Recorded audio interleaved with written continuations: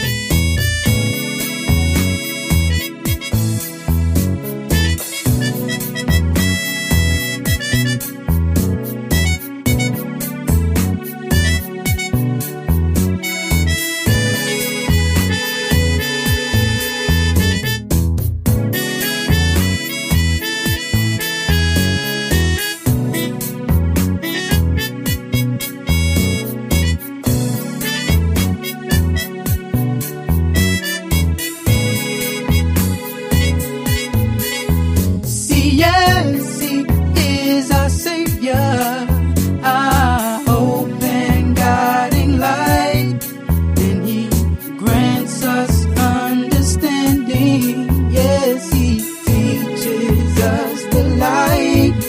He will come to our rescue when we give His praises due. So come, let us extol Him. Come on, just me and you. Open up your vision. Open up the law, and remember just who you are. You're an Israelite, and you'll always be here. Remember the covenant that's passed down from year to year. You're an Israelite, and you'll always be here. Remember the covenant that's passed down from year to year. Open up your vision. Open up your vision.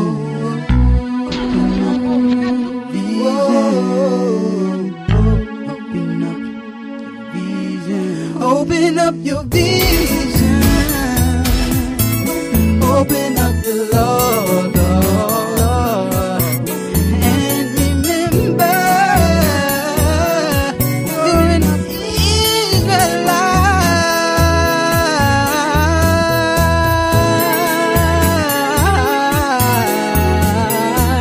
Oh, vision of the covenant,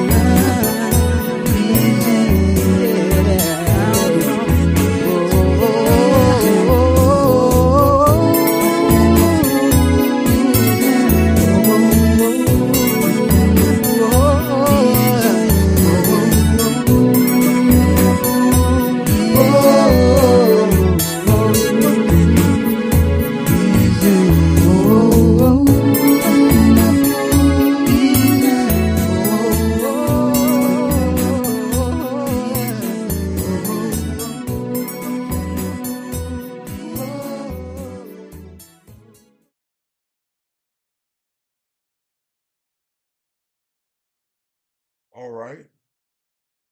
All right. I'm back. My name is Yamsufa Aria, and this is the Real Talk for Real People study program.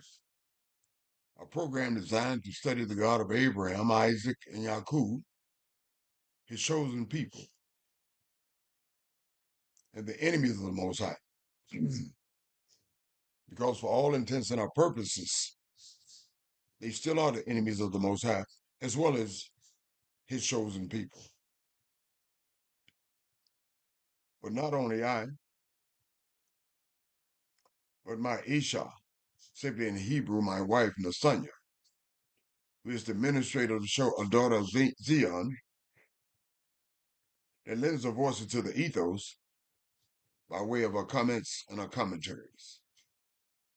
Along with Nasanya and I, personal friend, our brother, your brother, fellow elder brother Cottrell of New York City. He and I are your student instructors. And the reason why I say, rather, student instructors, because our studies are ongoing and continual, as well as yours should be.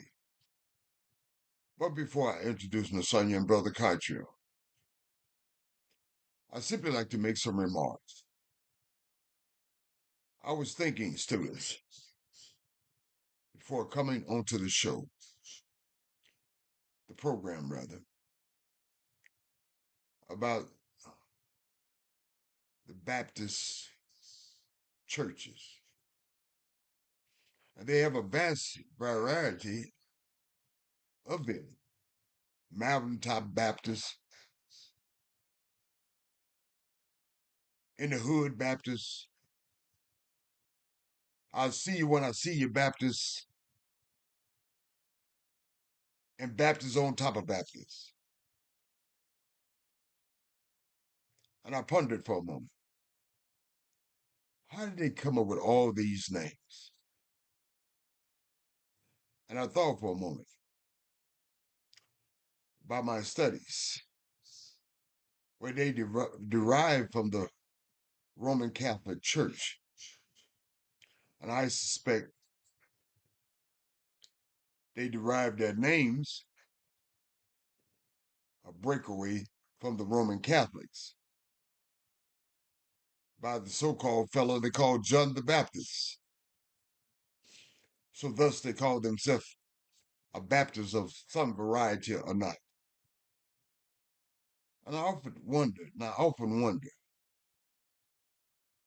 do they even consider their names, who they derive from, their origin, and so on and so forth, especially in lieu of the fact these organizations are supposed to enhance their relationship with Yah. They're supposed to safeguard and secure their souls because of their relationship with Yah, because they say, Our Father, which art in heaven. But they're giving acknowledgement to a fellow they call John the Baptist. And it often puzzles me. Why do you give credence to a fellow called John the Baptist when you're supposed to be worshiping our Father which art in heaven? I often ponder upon that. I wonder, students, do they ponder upon it? Or are they so gullible to believe whatever they tell you, however they tell you, or whenever they tell you? I suspect that they're the latter sort, because I'm not going to put my soul in the hands of a man they call John the Baptist by virtue of a church that derived from the Roman Catholic Church, that derived from the Nicene Council, that derived from a Roman emperor, that derived from the Greco-Romans. No, I'm not about to do that. And I strongly advise and suggest that they do their due diligence, more obligation, to study But they say they believe in these vast variety of Baptist church. As I mentioned, Mountaintop Baptist, in the Hood Baptist, on top of that, being a Baptist, there's Baptists all over the place. I strongly advise to suggest that they do their due diligence or obligation and study these forms of their commitment to Yah. Praise Yah. So without further ado, let me introduce my lovely Isha, Nasanya. Nasanya, may the Most High bless you. Your mic is hot. Thank you so much, Yamsu. Shalom, shalom, family. All praises to the Holy One of Israel. Once again, I'm excited to be back. I'm blessed to be back. I'm excited to be into the studies. All praises. All praises. Thank you, Nasanya. Brother Cottrell, may the Most High bless you, brother. Your mic is hot. Thank you, Brother Yah. All praise to the Holy One of Israel. I'm glad I'm back. Praise Yah. Praise Yah. Thank you, brother. Fellow students, here's how the format of the studies will proceed tonight. I will be leading the studies off in the book of Mashal, the actual name for this book, not the Greco-Roman / English name. Proverbs, chapter 22. Brother Cottrell, on the other hand, be concluding the studies in the book of Shoftim, the actual name for this book, the Hebrew name for this book, meaning Judges, which is the chapter of this book based upon Greco-Roman / English definitions. It speaks about Amalek's conspiracy, the parable of the trees, the downfall of Amalek. That about concludes it. Chapter 9 of Shoftim. So let us proceed into the studies.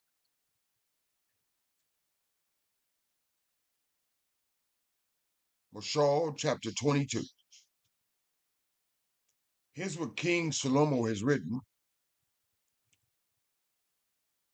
In his writing, he's dictating actually the writings of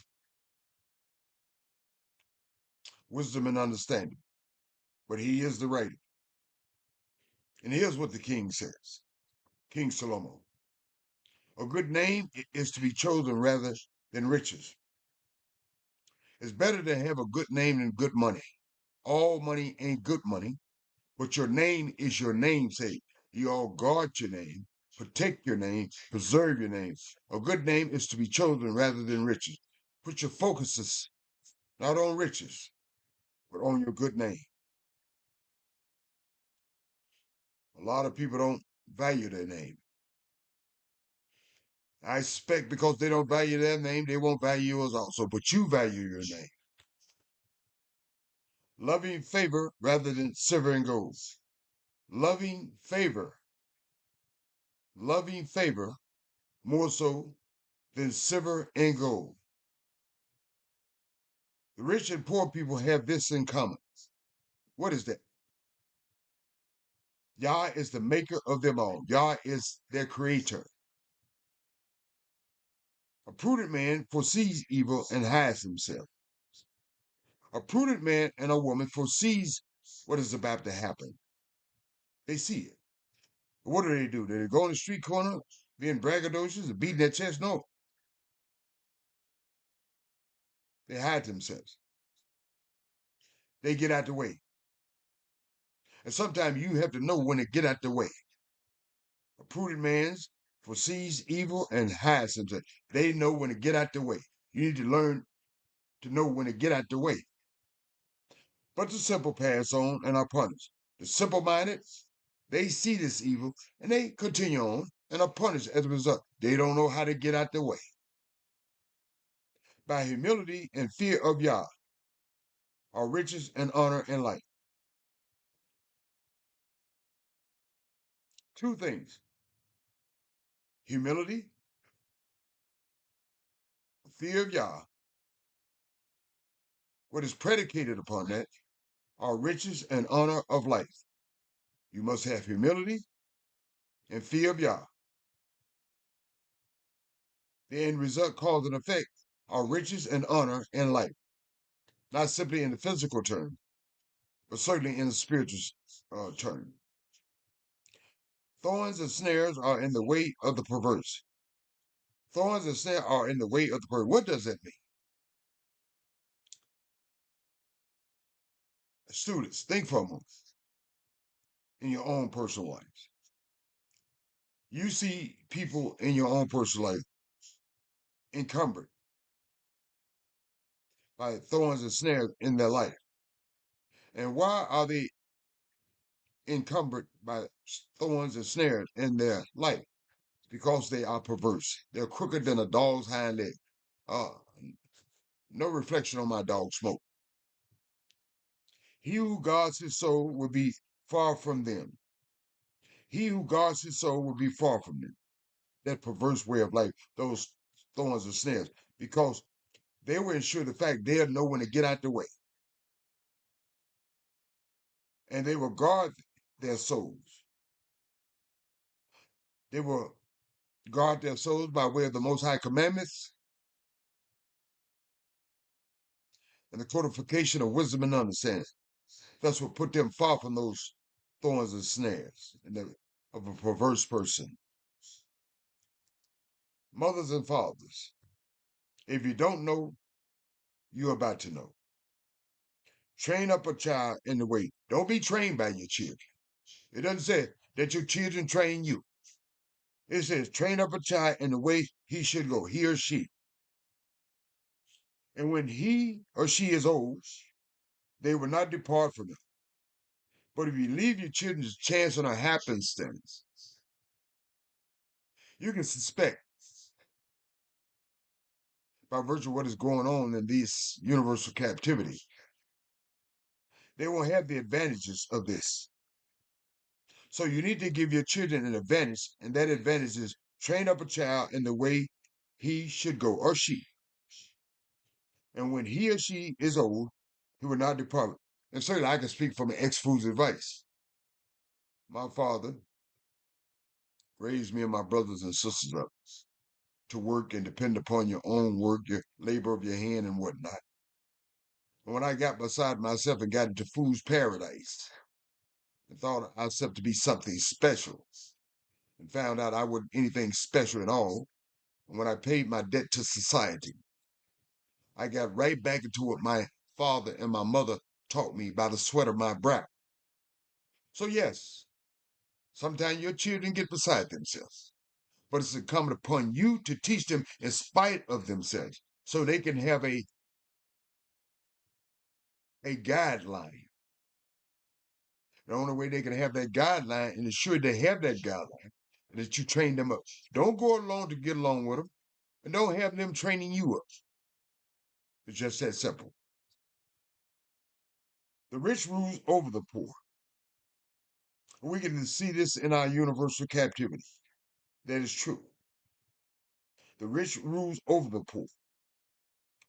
And if you're a borrower, you borrow money, as a servant to the lenders. And yes, we're quite borrowers, aren't we? In this universal captivity. You're servants to the lender. That's what wisdom says. He who seeks iniquity will reap sorrows. One that seeks iniquity, the end benefit will reap sorrow. And the rod of his anger will fail.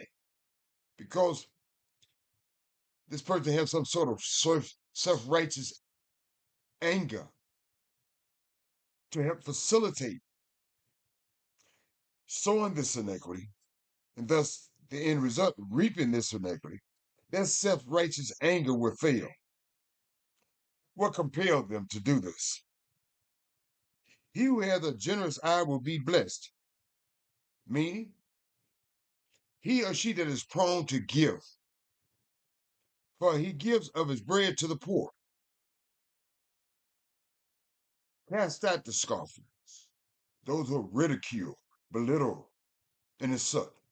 If you cast out, you know, in your own jobs and own something, let's be truthful about this. in some of your own homes. When those scoffers are not around, contention will leave. We see them on our job. We see them in our home. We see them in our communities. And when you cast off them, contention will leave. Yes, strife and reproach will cease when you cast it. Troublemakers, mess makers, heap up mess makers will cease, cause and effect. He who loves purity of heart and has grace on his lips. Two factors. Loves purity of heart and has grace on his lips. The king will be his friend. Even the king, our king, and certainly people in prominent position want to be a friend of that person. They have who they love. They don't love no mess, and they're gracious in their conversations. The king wants to be around that kind of people, or people in powerful positions. The eyes of Yah preserve knowledge. Who preserves knowledge? That's why we're reading it now. They didn't preserve it for our best interest. You know why we're reading what we're reading? Because the eyes of Yah preserve knowledge. That's why we got it. Otherwise, we wouldn't have it. But he overthrows the words of the faithless. Yes, the new thing and any other thing. The lazy man says, this is their modus operandi. They're always looking for excuses, even to the extremity. There's a lion outside, and I can't go out there. I'll be slain in the street if I get up and go to work. Now, y'all know I'm telling the truth. Well, I'm not telling the truth. Wisdom is telling you the truth. Lazy people always looking for excuse not to work, even to the extremity. The mouth of an immoral woman is a deep pit. The words of an immoral woman is a deep pit. A woman outside the codification and alignment of the Most High and commandments of the Most High. That's a deep pit. He who is abhorred by Yah will fall. If Yah hates you, you're going to fall in that deep pit. Everything that's coming out of her mouth or his mouth, you're going to fall right in the trap. If you're abhorred by Yah, you're going to fall into the trap. Let's go back again, fathers and mothers. And every child, it is said some children, every child has this component. Foolishness is bound up in the heart of a child. It didn't say particular children. It suggests, infer, and imply that all children. Foolishness is bound up in the heart of a child. And how do you course correct it? A rod of correction will drive it far from them. You have to punish them. I'm not saying you have to beat the brakes off of them, but you have to punish them. That's a rod of correction will drive it from them. If you don't do that, they're going to keep up with the foolishness. He who oppressed the poor to increase his riches. We see this play out in our universal captivity as they oppress us, and we're certainly poor. He who oppressed the poor to increase his riches. And on the other hand, he who gives to the rich. They oppress the poor, yet they give to the rich, will surely come to poverty, not necessarily in the physical sense, but certainly in the spiritual sense of the word. For as their souls are concerned, will surely come to poverty. Saying of the wise, incline your ear and hear the words of the wise. Listen to the wise people. Don't listen to fools living in fool's paradise. And apply your heart to my knowledge. That's wisdom speaking. If they utilize me, apply your heart to my knowledge. For it is a pleasant thing if you keep them within you. The words of wisdom. Let them be fixed upon your lips, the words of wisdom, so that your trust may be in Yah. if you fix my words on your lip, your trust will be indicative in Yah, reflective of that. I've instructed you today. Wisdom says, even you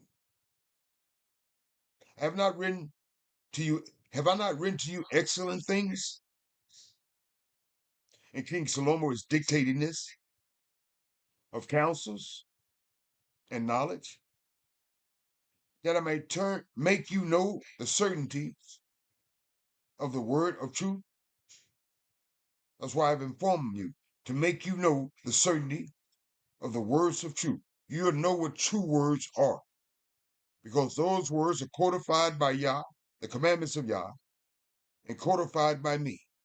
And you'll know them by virtue of your studies. Why? That you may answer words of truth. That you know the certainty of the words of truth. That you may answer words of truth to those who send to you. To those who send to you? Question mark. Wisdom says, do not rob the poor because he is poor. Just because he is poor, don't oppress the poor. Don't rob the poor. Nor oppress the afflicted at the gate. Don't do that. Why? For Yah will plead their cause eventually. And as a result of that, cause and effect, and plunder the soul of those who plunder them. You'll reap what you sow. My Ishar told me something quite recently today in regards to one of our friends. And someone tried to plunder her and brought something into the ethos by way of his perverse tongue.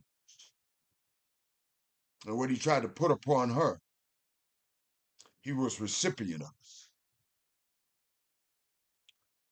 Wisdom says, I didn't say it, and you should heed his counsel. Make no friendship.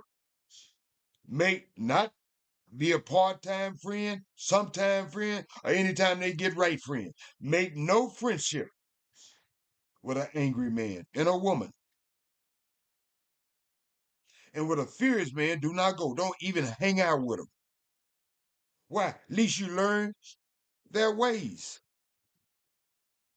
and set a snare for your soul, because you become just like them. You become angry. You become furious. You won't think things out. You just do what you want to do, how you want to do it. And then you think that's going to work for you. It's not going to work for them. And it certainly isn't going to work for you. At least you learn their ways and set a snare for your soul as a result. Not only in the physical sense of the word, and certainly in the spiritual sense of the word, as far as your souls are concerned. Make no friendship with an angry man and a woman. Do not be one of those who shakes hand in a pledge. One of those who is surety for a debt. Don't vouch for nobody else. Don't vouch for you. Can't hardly vouch for yourself. If you have nothing, if you made that vow for someone with which you pay, why should he take away your bed from under you? Because you made pledges. You vowed, you became surety for someone else. And the end result, that person have nothing to which to pay. Why should he take away your bed from under you? Don't vouch for anyone. This is very important, students, because our ancient landmarks has been taken over and removed.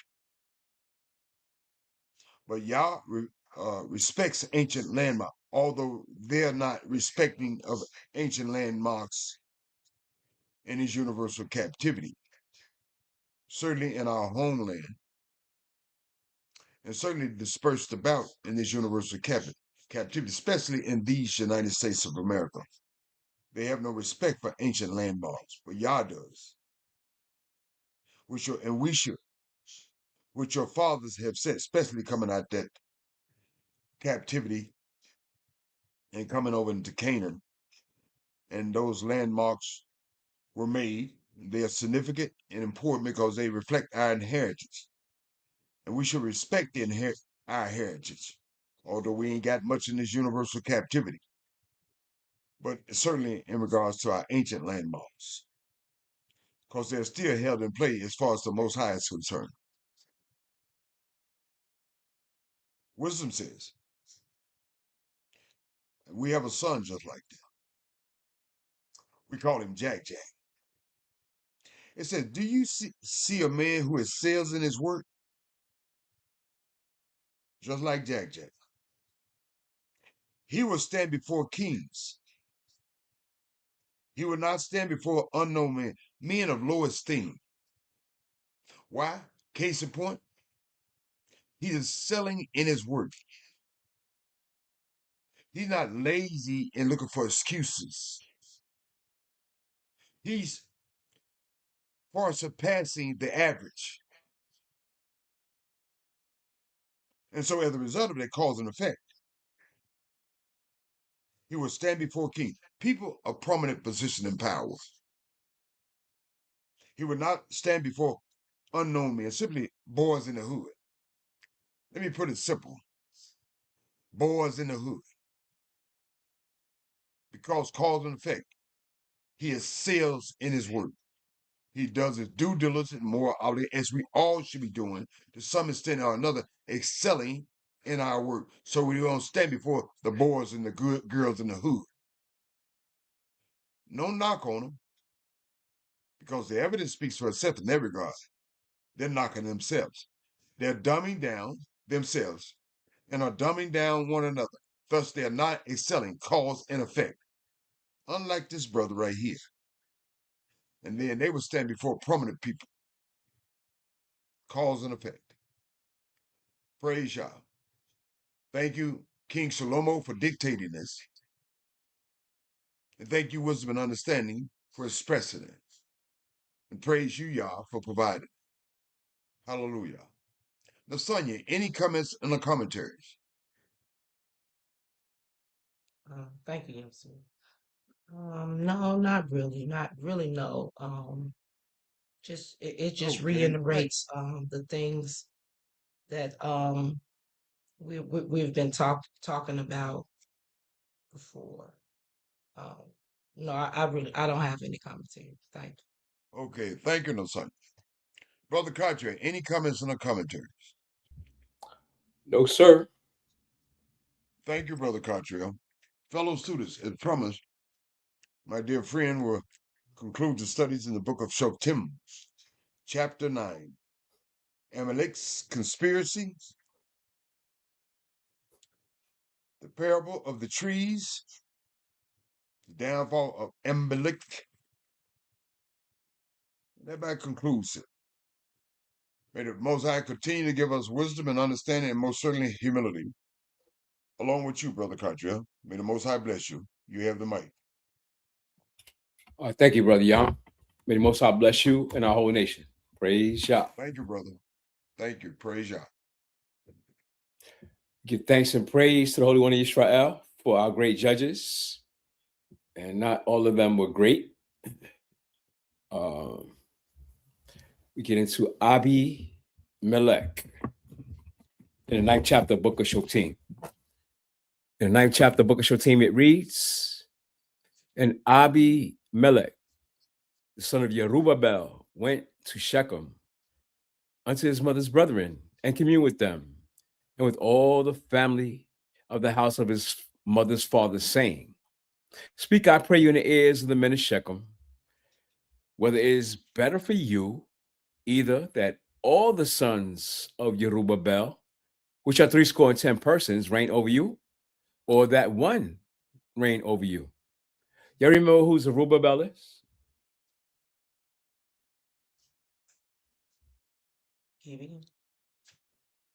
Who's Zerubbabel? Do we remember what, Brother Katya? Who's Yerubbaal? Yerubbaal is Gideon. Yeah. Exactly. And how many sons did he have? 77. 30, I think 70. 70. He has 70 sons. And one of his sons is named Abi Melech. And Abimelech means my father is king, right? Exactly. We know that the people wanted Gideon or Yerubbaal to rule over them. But what did he say? Yerubbaal said, I'm not ruling over y'all, nor are my sons. However, he named one of his sons Abimelech, which means my father is king. How ironic. So let's find out what this young man is going to do. In the third verse, it says, and his mother's brothers spake of him in the ears of all the men of Shechem. You ever remember Shechem? What happened in Shechem?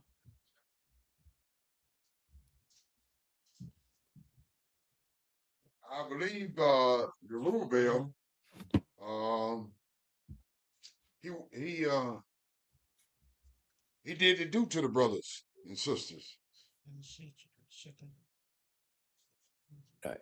In Shechem, that's where Jacob's daughter got raped. Oh, my apologies. Yeah. And Simeon and Levi, y'all remember what they did? The whole town. They told Yeah, the they men of destroyed, Shechem. they destroyed the whole city. They killed the men. Yeah, in Shechem. So now we're back to Shechem with Gideon's son, Abimelech. So the town of Shechem is controlled by the tribe of Joseph. And we have this Abimelech, and he says, and his mother's brethren spake to him in the ears of all the men of Shechem all these words, and their hearts inclined to follow Abimelech, for they said, he's our brother. And they gave him 70 pieces of silver out of the house of Baal Berith, wherewith Abimelech hired vain and light persons which followed him. And he went to his father's house in Ophrah. We ain't talking about Oprah Winfrey. And slew his brethren, the sons of Yerubbaal. He did what? He murdered them. Being 70 persons. How many people did he kill? 70 sons. His 70 brothers. brothers. Damn, upon one stone. Notwithstanding, yet Yakdam, the youngest son of Yerubbaal, was left, for he hid himself. And all the men of Shechem gathered together, and all the house of Milo, and went and made Abimelech king by the plain of the pillar that was in Shechem. So y'all thought King Shaul was the first king of Israel. But this man, Abimelech, made himself king. Was he a legitimate king? No, he wasn't. And when they told it to Yaktam, his baby brother, he went and stood in the top of Mount Gerizim. Y'all remember Mount Gerizim, right? Well, we made the covenant. That's where he made the covenant. That's where he pronounced the blessing and the curse. So Yaktam is in Mount Gerizim, a spiritual journey.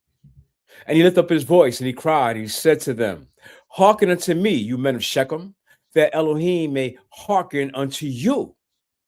The trees went forth on the time to anoint a king over them. And they said unto the olive tree, reign thou over us. So he's talking about his father. He's talking about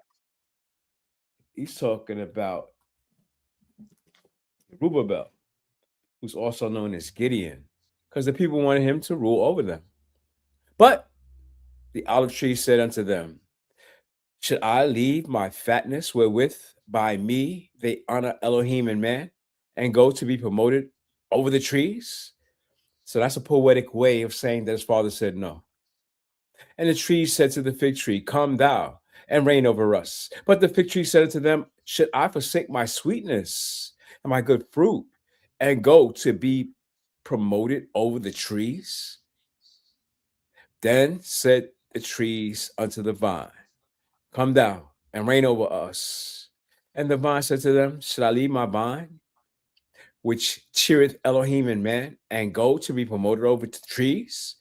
Then said all the trees unto the bramble, come thou and reign over us. And the bramble said to the trees, if in truth you anoint me king over you, then come out and put your trust in my shadow. And if not, let fire come out of the bramble and devour the cedars of Lebanon.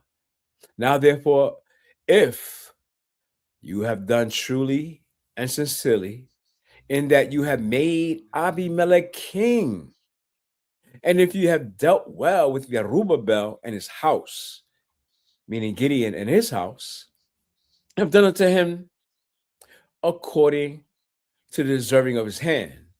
For my father fought for you and adventured his life far and delivered you out of the hand of Midian. And you are risen up against my father's house this day, and have slain his sons, 70 persons upon one stone, and have made Abimelech, the son of his maidservant, king over the men of Shechem, because he is your brother. If you then have dealt truly and sincerely with Jerubbaal, meaning Gideon, and with his house this day, then rejoice ye in Abimelech, and let him also rejoice in you.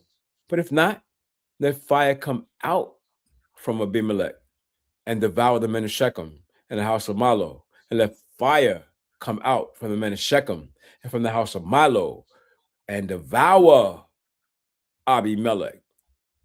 And Yoktham ran away and fled and went to Beer and dwelt there for fear of Abimelech, his brother. When Abimelech had reigned 3 years over Israel, wow, he was king over Israel for 3 years. Then Elohim sent an evil spirit between Abimelech and the men of Shechem. And the men of Shechem dealt treacherously with Abimelech, that the cruelty done to the 70 sons of Jerubbaal, which is also Gideon, might come, and their blood be lain upon Abimelech their brother, which slew them, and upon the men of Shechem, which aided him in the killing of his brethren. And the men of Shechem set leers in wait for him in the top of the mountains, and they robbed all that came along the way by them. And it was told Abimelech. And Gaal, the son of Ebed, came with his brethren and went over to Shechem, and the men of Shechem put their confidence in him. And they went out into the fields and gathered their vineyards and trode the grapes and made merry and went into the house of their God and did eat and drink and cursed Abimelech. And Gaal, the son of Ebed, said, who is Abimelech? Who is Shechem that we should serve him? Is not he the son of Jerubbaal, same being Gideon, and Zebul, his officer? Serve the men of Hamor, the father of Shechem. For why should we serve him? And why would Elohim? And why? And would to Elohim, this people were under my hand, then I would remove Abimelech. And he said to Abimelech, increase your army and come out. And when Zebul, the ruler of the city, heard the words of Gaal, the son of Ebed, his anger was kindled. And he sent messages unto Abimelech privily, saying, behold, Gaal, son of Ebed, and his brethren be come to Shechem, and behold, they fortify the city against you. Now therefore, up by night, you and the people that is with you, and lie in wait in the field. And it shall be that in the morning, as soon as the sun is up, you shall rise early and set upon the city. And behold, when he and the people that is with him come out against you, then mayest you do to them as you shall find occasion. And Abimelech rose, and all the people that were with him by night, and they laid wait against Shechem in 4 companies. And Gaal, the son of Ebed, went out and stood at the entry of the gate of the city. And Abimelech rose up, and the people that were with him, from lying in wait. And when Gaal saw the people, he said to Zebul, behold, there come people down from the top of the mountains. And Zebul said unto him, You see the shadow of the mountains as they were of men. And Gaal spoke again and said, See, there comes down people by the middle of the land, and another company come along by the plain of Neem. Then said Zebul to him, Where is now your mouth, wherewith you said, Who is Abimelech, that we should serve him? Is not this people that you has despised? Go out, I pray thee. Go out, I pray now, and fight with them. And Gaal went out before the men of Shechem and fought with Abimelech.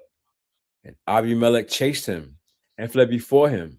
And many were overthrown and wounded, even unto the entering of the gate. And Abimelech went down, dwelt in Rumah. And Zebul thrust out Gaal and his brethren, that they should not dwell in Shechem. And it came to pass on the morrow that the people went out to the field and told Abimelech. And he took the people and divided them into 3 companies and laid in wait in the field. And look, and behold, the people will come from forth out of the city. And he rose up against them and smote them. And Abimelech and the company that was with him rushed forward and stood in the entry of the gate of the city. And the 2 other companies ran up upon all the people that were in the fields and slew them. And Abimelech fought against the city all that day. And he took the city and slew the people that was therein, and beat down that city and sowed it with salt. When all the men of the tower of Shechem heard that, they entered into a hole of the house of the god of Berith. And it was told Abimelech that all the men of the tower of Shechem were gathered together. And Abimelech got him up to Mount Zalmon, he and all the people that were with him. And Abimelech took an axe in his hand and cut down a bow from the trees and took it and laid it on his shoulder and said to the people that were with him, What have you seen me do? Make haste and do as I have done. And all the people likewise cut down every man his bow and followed Abimelech and put them to the hole and set the hole on fire upon them, so that all the men of the tower of Shechem died, also about 1,000 men and women. Then went Abimelech to Thebez and encamped against Thebez and took it. But there was a strong tower within the city, and thither fled all the men and women, and all they of the city, and shut it to them, and got them up to the top of the tower. Abimelech came unto the tower and fought against it, and went hard unto the door of the tower, and to burn it with fire. And a certain woman cast a piece of millstone upon Abimelech's head, and all to break his skull. Then he called hastily unto the young man, his armor bearer, and said to him, Draw your sword and slay me, that men say not of me, a woman slew him. And his young man thrust him through, and he died. And when the men of Israel saw that Abimelech was dead, they departed every man to his place. Thus Elohim rendered the wickedness of Abimelech, which he did unto his father, in slaying his 70 brethren. And all the evil of the men of Shechem did Elohim render upon their heads, and upon them came the curse of Yoktham, the son of Jerubbaal, the brother of Abimelech. His baby brother cursed him because he killed 70 of his other brothers. Praise Yah and bless his holy name. Praise Yah, Brother Katriam, bless his holy name. Fellow students, so it seems no one was in the right place here other than the baby brothers, your thought. As far as the men of Shechem was concerned, they were worshiping idolatry. As far as Amalek was concerned, he was all the way out there off the reservation. And no one was in alignment with the Most High commandments, nor codified by wisdom and understanding. That's the end result. Cause and effect. The men of Shechem reap what they sowed, and Amalek reap what he sowed. I need to say no more on this matter. Nasanya, any comments on the commentaries? No, sir. No, no. Thank you, Nasanya. Brother Katya, any additional comments on the commentaries? This is a story in our history that we can't blame on social engineering or conditioning from our enemies. This is just straight wickedness from our own people. This brother Abimelech has 70 brothers. Mm. If you had 70 brothers, would you kill them? No, brother. Something was wrong with this guy. How you kill 70 of your brothers and declare yourself king of Israel? But we got people like that now who think they're kings and Yeah. beyond what the Most High has created them for. Because we know there's only one king. And we need to wait until the Most High appoints him. Praise Yah. Praise Yah. And I'm glad you made that remark, Brother Cartier, because of the fact a lot of us in this universal captivity are off the reservation, and we're doing what we want to do, how we want to do it, when we want to do it, not under the commandments of Yah, not codified by wisdom and understanding. And thus you are correct. A lot of brothers and sisters running around trying to be better than instead of trying to be humble than, and trying to cry out to Yah and gather ourselves together. Thus the end result. And as you mentioned, you can't blame universal white race supremacy on everything. In some regard, the onus lie at our own feet. As a matter of fact, the only thing universal white race supremacy has done is studied us intently and enhanced and improved the mistreatment, abuse, and domination, sometimes killing one another. But we were prone to do that ourselves without the encouragement of universal white race supremacy. Thank you, Brother Cartier, for mentioning that. Fellow students, Nasanya, as a daughter of Zion, the administrator of this show, has done her due diligence, moral obligation by virtue of lending her voice into the ethos, by way of her comments and her commentaries, and simply by being here. Brother Katya and I, as elders, as all elders should be doing, we met our responsibility, which is instruct the nation, as all elders should be doing to some extent, shape, form, and a fashion.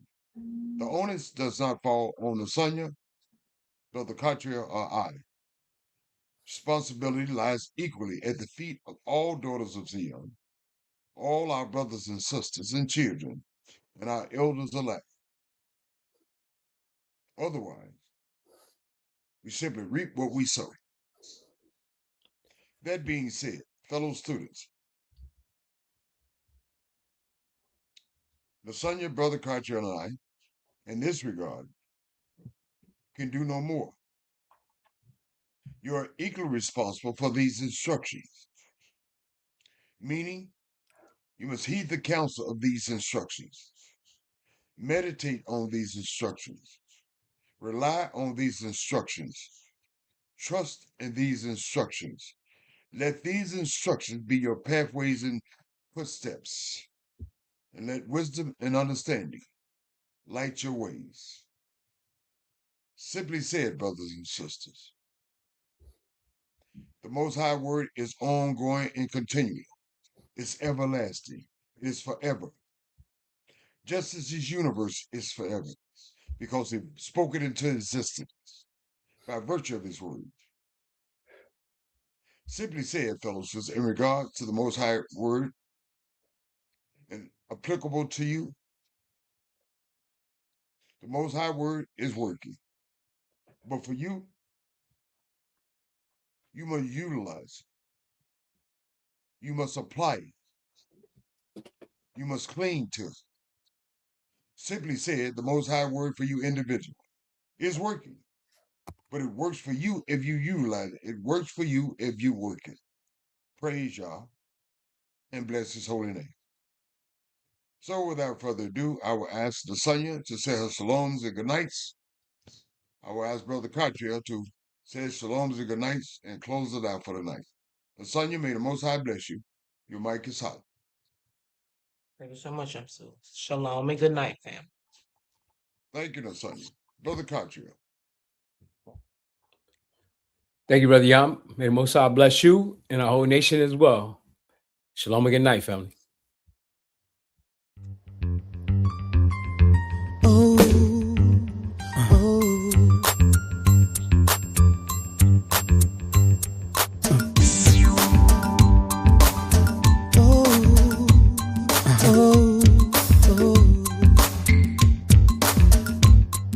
Somebody calling my name. I went down to see. Heard a little small voice calling down at me. How you know my name? Why you calling me? I don't know what to say. They said this was meant to be. Listen, calling out my name, calling me today. How can I break it down? I didn't know what to say. Listen, calling out my name, calling near and far. Tell me what you want. They say let me in your heart, let me in your heart, let wisdom in your heart. Let me in your heart, let wisdom in your heart, let me in your heart, let wisdom in your heart. Oh, let me in your heart, let wisdom in your heart. Somebody calling my name. I went down to see. Heard a little small voice calling down at me.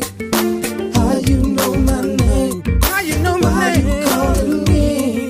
I don't know what to say. They said this was meant to be. This was meant to be. Calling my name, calling me today. How can I break it down?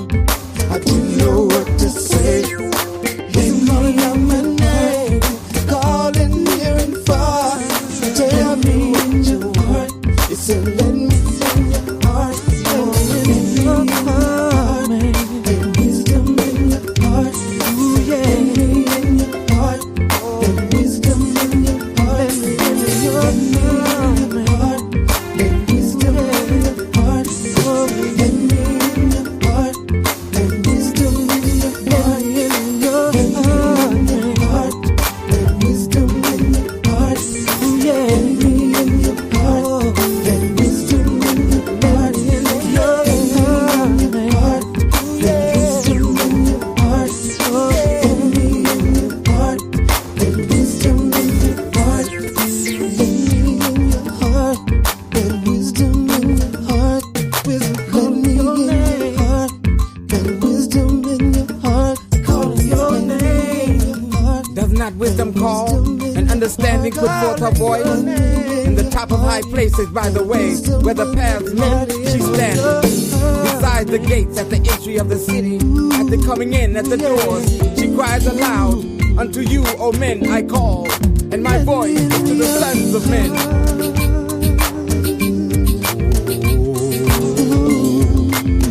O ye thoughtless, understand prudence, and ye fools, be ye of an understanding heart.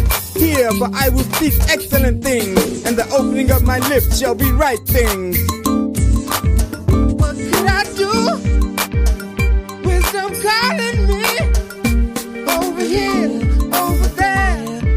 Seems like everywhere. Let me in your heart, In the night, wisdom in your heart. Ooh yeah, in your heart, in the night, wisdom in your heart. I just can't do without it. I can't do without it.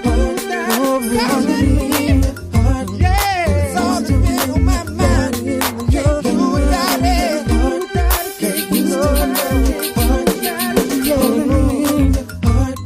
Let wisdom in your heart. I just can't do Yah made me as the beginning of his ways, the first of his works of old.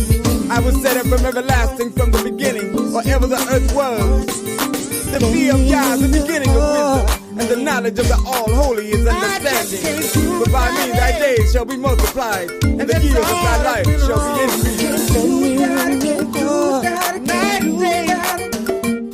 That's all. That's all. That's all. Hey,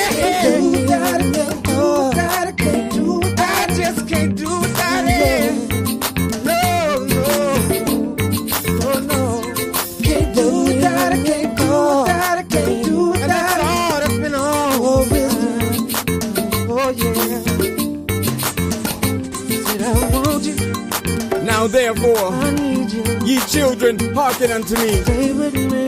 For happy are they that keep my ways. Hear instruction and be wise, and refuse it Yeah, not. won't you? Happy is the man that hearkeneth to me. Oh, Watching daily at my gates, let me waiting at the posts of my doors. For whoso findeth me findeth life, and obtaineth favor of Yah. But he that misseth me wrongeth his own soul. All they that hate me love death, love death, love death.